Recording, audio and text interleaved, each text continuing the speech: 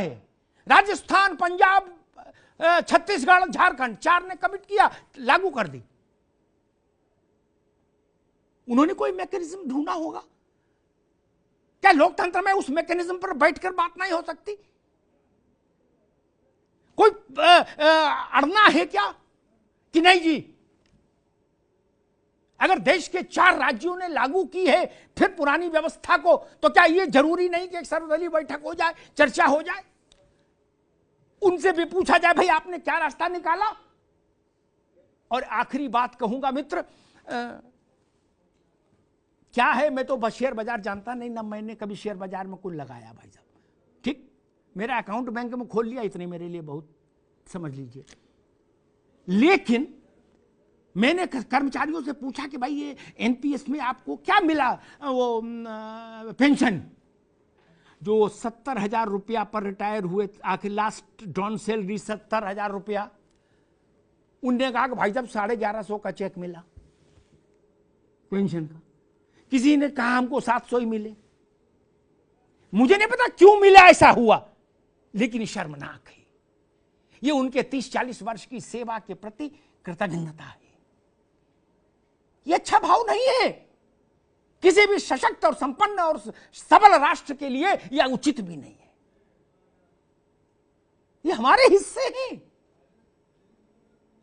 Primary school के अध्यापकों के बिना जीवन देश चल जाएगा? नहीं चलेगा मित्र। इसलिए इनके लिए सोचना चाहिए, इसमें अड़ने की जरूरत नहीं। कई बार फैसले देश ने बदले, और फैसले तो छोड़िए, मैं तो कहता हूं देश ने कितनी बार, 100 से ज्यादा बार संविधान में संशोधन किया है। 103वां संशोधन तो कल ही सुप्रीम कोर्ट में अपील्ड हुआ है। जब हमने संविधान में इतने इतने बदलाव कर दिए, तो ये स्कीम कौन सी पवित्र गाय है कि इसमें परिवर्तन नहीं हो सकता? ये होली बुक है क्या? नहीं ना, कि इसमें किंतु परंतु नहीं बदला जा सकता। हटाइए अगर देश को नहीं पसंद। और आखिरी बात, दुल्हन वही जो पिया मन भाई, ठीक, एक सिनेमा आया था संजय भाई, पेंशन वही जो कर्मचारी की मन भाई। जब देश में एक भी कर्मचारी उसके पक्ष में नहीं खड़ा, तो जबरन काहे को अपन डाले दे रहे हैं? कोई ये दवा है क्या कि ना बोले खाओ, तुम्हें मेरी कसम खाओ? वो कह रहा है ये दवा मुझे सूट नहीं करती, एलर्जी हो जाएगी, बोले ना खानी पड़ेगी।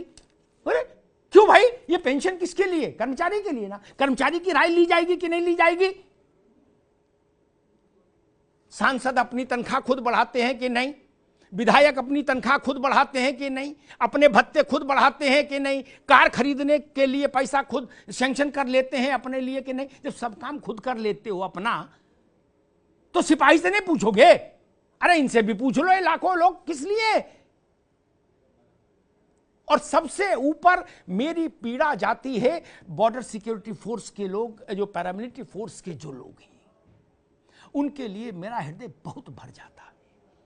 वो किन परिस्थितियों में मां भारती के लिए जीवन दांव पर लगाकर संघर्ष करते हैं। ये देश कृतज्ञ होना चाहिए, सरकारों को कृतज्ञ होना चाहिए, सिंहासन को कृतज्ञ होना चाहिए उनके लिए। जो शहीद हो गए उनके लिए भी माथा झुकना चाहिए, और जो जिंदा है, सेवा कर रहे हैं, उनके लिए भी माथा झुकना चाहिए देश का। वो हैं तो हम हैं मित्र। यहां पर अड़िए नहीं, बड़ा मन रखिए। हम तो ट्रिलियन की, बिलियन ट्रिलियन किस किस की आबादी में जा रहे हैं, अर्थव्यवस्था में जा रहे हैं। अरे हम तो तब भी ये मान रखते थे जब अनाज भी अमेरिका से आता था, संजय भाई को याद होगा, लाल अनाज। देश में अनाज भी नहीं था, गेहूं भी नहीं था, तब भी हम अपने इन लोगों को पेंशन देते थे। आज इतने छोटे हो गए क्या हम? नहीं, ये भारत की शान के खिलाफ है। ये भारत के लोक कल्याणकारी राज्य की अवधारणा के भी विरुद्ध है। इस पर सोचा जाना चाहिए। एक सर्वदलीय बैठक बुलाई जानी चाहिए। अर्थशास्त्र के दोनों पहलुओं की चर्चा होनी चाहिए। उन मुख्यमंत्रियों को भी बुलाइए जिन्होंने रिवर्ट किया है, ओपीएस में गए हैं, ताकि एक ब्रॉडर कंसेंसस देश में दोबारा बने। जरूरी नहीं कि एक बार जो फैसला हो गया वो लक्ष्मण रेखा है या ब्रह्मा की लकीर है। दोस्तों, बहुत ही कम ऐसे पत्रकार हैं जो अभी फिलहाल अपने न्यूज़ चैनल पर पुरानी पेंशन योजना बहाली मुद्दे को दिखाते हैं और जो भी वर्तमान सरकार के प्रवक्ता आते हैं, उनसे पुरानी पेंशन बहाली के लिए जो संघर्ष करते हुए आप देखना होगा, वो भी आपको करते हुए नज़र आ रहे हैं। इनमें से सबसे पहले मैं जो नाम लूँगा वो अमिताभ अग्निहोत्री जी का है, संदीप चौधरी जी हैं और भी कई ऐसे पत्रकार हैं जो पुरानी पेंशन बहाली योजना जो मुद्दा है, उसको आगे दिखाते हैं। जैसा कि अभी आपने वीडियो में देखा कि उन्होंने स्पष्ट बोल दिया कि भई जब ऐसी पेंशन लाने का क्या फ़ायदा जो कर्मचारियों को ही पसंद नहीं है। अभी जैसा कि आपको अभी एक सर्वे किया गया था जिसमें यूपीएस और एनपीएस सिलेक्शन का था कि कौन कर्मचारी यूपीएस लेंगे, कौन कर्मचारी एनपीएस लेंगे। तो आपने देखा होगा कि 99% लोगों ने सिर्फ़ और सिर्फ़ एनपीएस यानी कि न्यू पेंशन स्कीम का ही चुनाव किया है। यूपीएस का सिर्फ़ 1% लोगों ने चुनाव किया है। तो इससे आप समझ सकते हैं कि जो यूपीएस पेंशन स्कीम आई है, वो किस प्रकार की स्कीम है और कर्मचारियों को कैसा समझ में आ रहा है कि यूपीएस से सही तो एनपीएस ही है। अब क्या सरकार का कहीं ऐसा तो नहीं है कि सरकार यूपीएस और एनपीएस में ही कर्मचारी को उलझाना चाह रही है और आगे जाके जब कर्मचारी ओपीएस की बहाली के लिए अपनी मुद्दा रखेंगे, तो सरकार ये बोल देगी कि आपने अपने स्वयं की इच्छा से एनपीएस को चुना है, यूपीएस आपने नहीं चुना है। और विजय कुमार बंधु जी, जैसा कि आपको पता है कि संघर्ष करने में कहीं भी चूक नहीं कर रहे हैं।